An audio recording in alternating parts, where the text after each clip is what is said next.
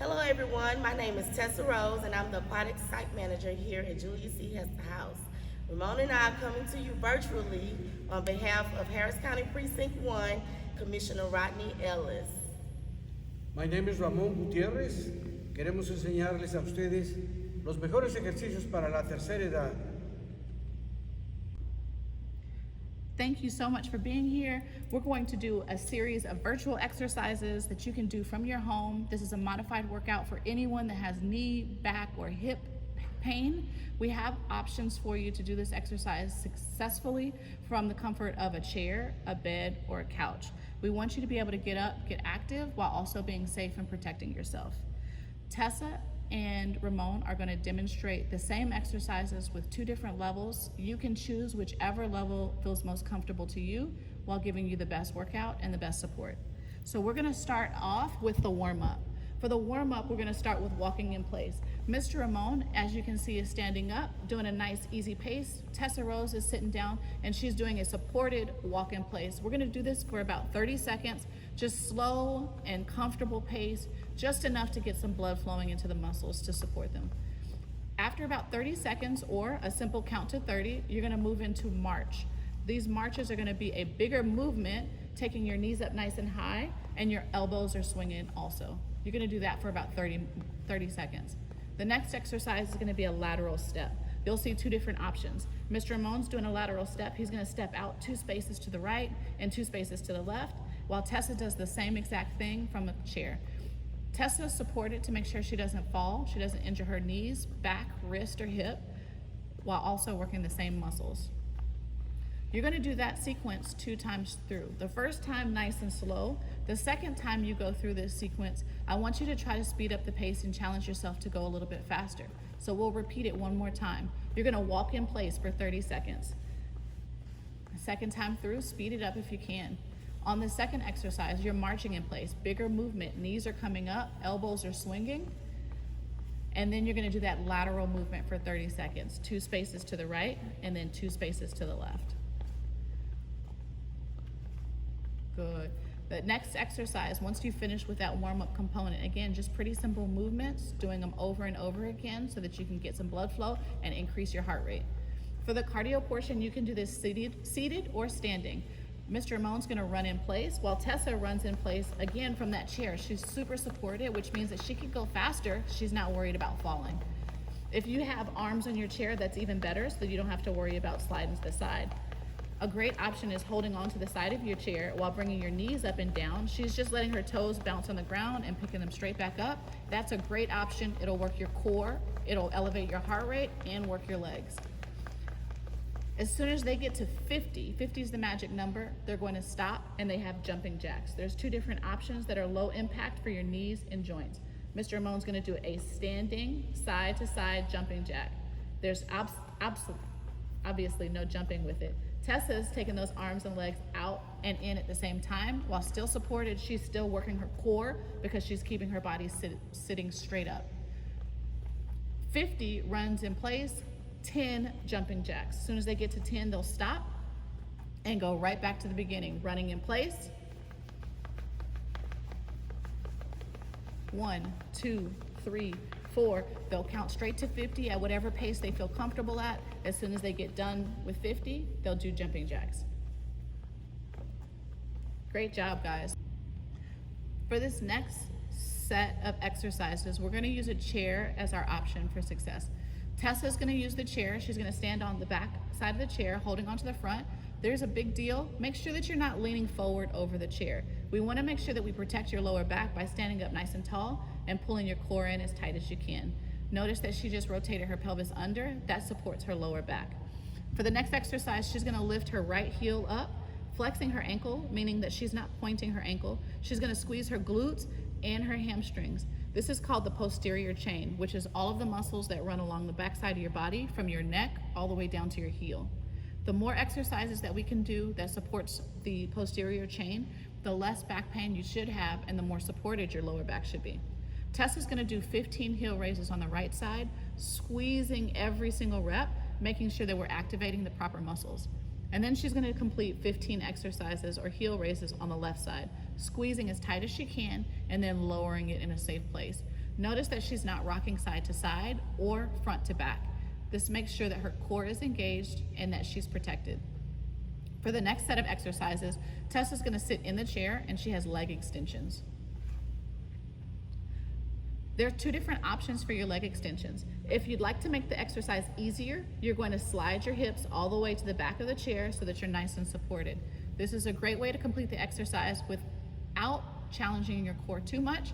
If you'd like an extra challenge and you're feeling fancy, slide your hips all the way to the front of the chair, holding on to the side, and we're gonna do a leg extension. She's gonna lift one leg all the way up. She's gonna squeeze her quads. This is the area that she should feel some tension and some tightness, and then she's gonna lower that leg.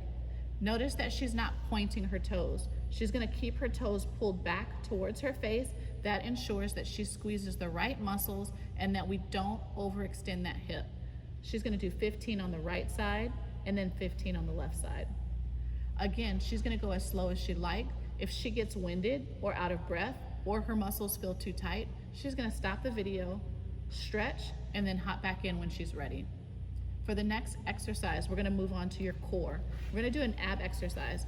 Tessa's gonna stay right at the edge of her mat, at the edge of her chair. She's gonna either hold on to the side of the chair.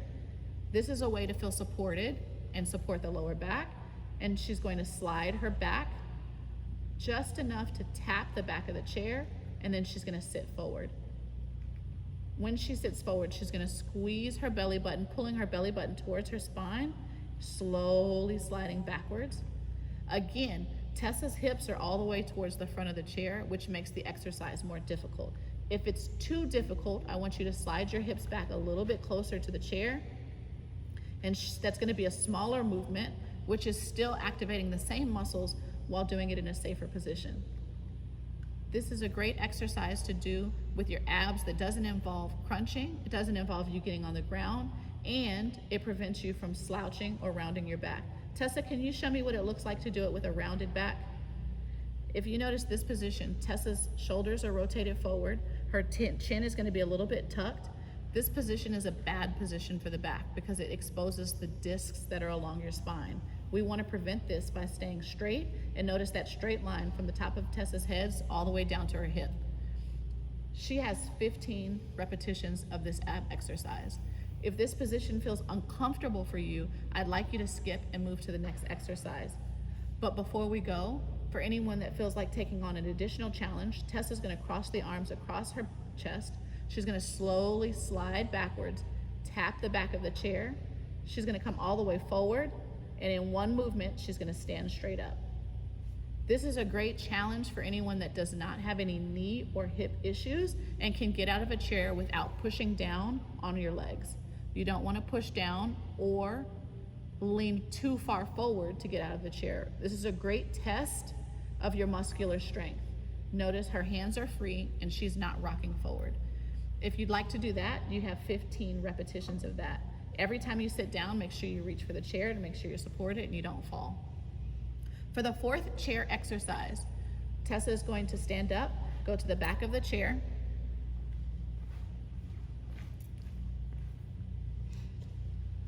She's gonna lean forward slightly. Her legs are gonna be standing apart. She's gonna do an arm exercise. She's gonna take that left arm and she's gonna reach it as far forward as she can. Good. Notice that her arm comes up with her bicep by her ear. Her thumbs are up towards the sky, making sure that we engage the lat muscles along the backside and underside of her arm. She's gonna squeeze her back and then slowly let that arm come straight back down to her hip and lift it straight back up. As her arm goes up towards the sky, she's gonna exhale. As the arm comes back down, she's gonna inhale, making sure that when she is doing the most difficult portion of the exercise, she's exhaling all of the air out of her lungs and then inhale as it comes back down. That way you're still getting an aerobic challenge for your heart. She has 15 arm raises on the right side and 15 on the left. Another option, if standing feels just a little bit too uncomfortable, you can always do it from a seated position. In the seated position, you want your legs out wide. You want one arm bracing on the leg.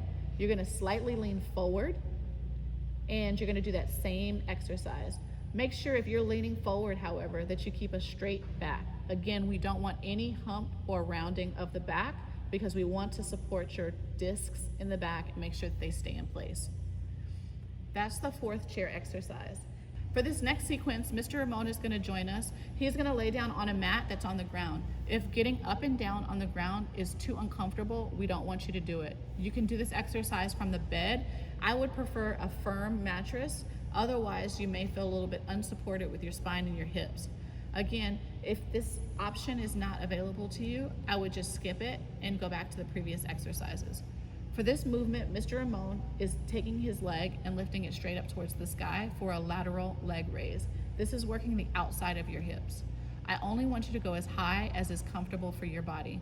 For a lateral leg raise, you want to stop when your hip tells you to stop and bring it straight back down, closing your legs together. Please don't force this exercise. You want to make sure that you only do what your body is allowing you to do. He has 15 repetitions on the right side and 15 repetitions on the left side. For the second exercise, Mr. Ramon is going to lay down on his back. Both knees are bent. Before he begins, I want him to make sure that both his lower back and hips are pressed into the ground. You do not want there to be any space between your back and the floor. That way we know that your core is supported. Very, very slowly, he's sliding one heel straight out and one heel straight back in. The challenge is keeping the lower back on the ground while the leg is fully extended. This works your core and your pelvic floor muscles in a safe way that prevents you from having to crunch in order to work the core. Again, that's 15 repetitions on the right side and 15 repetitions on the left side. At any point during this exercise, if your lower back comes off of the ground or off of the bed, stop the exercise, reposition your body, and try again. It's a great challenge for you. It's actually pretty difficult to keep that lower back on the ground. For the third and final exercise of our sequence, you're gonna roll over onto your belly. Forehead is resting on your hands. Ankles are flexed, meaning your toes are not pointed, and you're going to take one heel straight up to the sky. This is working the glutes as well. Again, anytime we can work the glutes, we're supporting the lower back. He has 15 exercises on the right side, 15 on the left side, nice, slow, and controlled. As his leg comes up towards the sky, he's going to exhale. As his leg comes back down towards the mat, he's going to inhale. Slow and steady. Again, at any point during the set, you can pause the video, take a break, grab some water, and hop back in when you're ready. Thank you so much for joining us. We hope that you have a great day.